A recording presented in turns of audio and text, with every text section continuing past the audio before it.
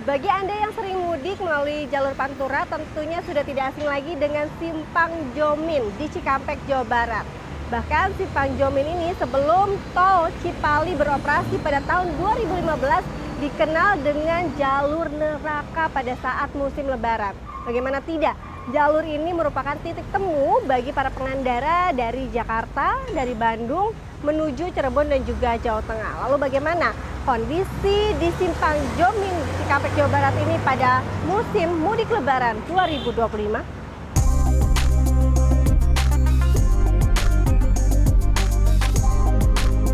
Popularitas jalur yang dijuluki sebagai jalur neraka itu mulai meredup saat jalan tol Trans Jawa mulai tersambung hingga timur Pulau Jawa.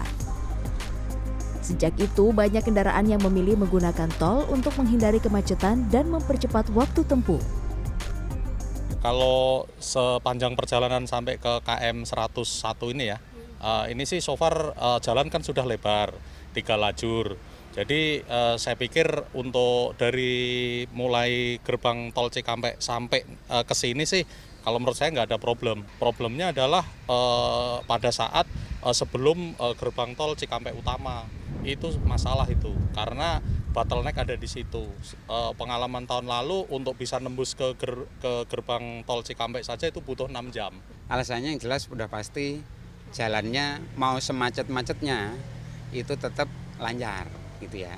Terus sudah bisa diprediksi kalau misalnya macet nanti berhenti di mana, udah ketahuan titik tempat istirahatnya udah hafal 86, 101, 166 dan seterusnya ya.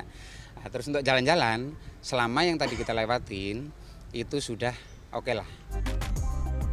Selain waktu tempuh lebih cepat, kondisi jalan tol yang lebih bagus dan akses rest area menjadi pertimbangan pemudik di masa libur Lebaran. Ya, Simpang Jomin kini bukan lagi menjadi primadona pemudik. Akibatnya toko oleh-oleh di sepanjang jalur Simpang Jomin kini seolah mati suri karena sepinya pembeli. Itulah yang dirasakan oleh Mama Pipik. Etalase yang sebagian kosong tetap dibersihkan, berharap para pembeli ramai kembali. Mama Pipik yang sudah berjualan selama 24 tahun atau sejak 2001 ini masih tetap bertahan setelah tol Cipali beroperasi. Ia tetap semangat berjualan tape dan makanan lain untuk dijadikan oleh-oleh. Kalau setelah ada tol Cipali ditambah lagi dengan corona itu udah sekarang dampaknya sangat terasa banding 90-40% gitu ya.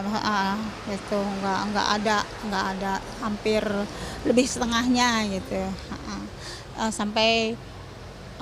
Sampai lase-lase juga ya pada kosong, kue-kue juga udah mengurangi, cuman saya bertahan lumayan aja buat sehari-hari makan gitu. Yang bertahan dari tahun 2001 mungkin tinggal saya, yang lain udah pada maju yang baru-baru yang muda-muda gitu. Mama Pipik berharap pemerintah bisa memberikan perhatian kepada para pedagang di sepanjang jalur Simpang Jomin. Tim Liputan CNN Indonesia.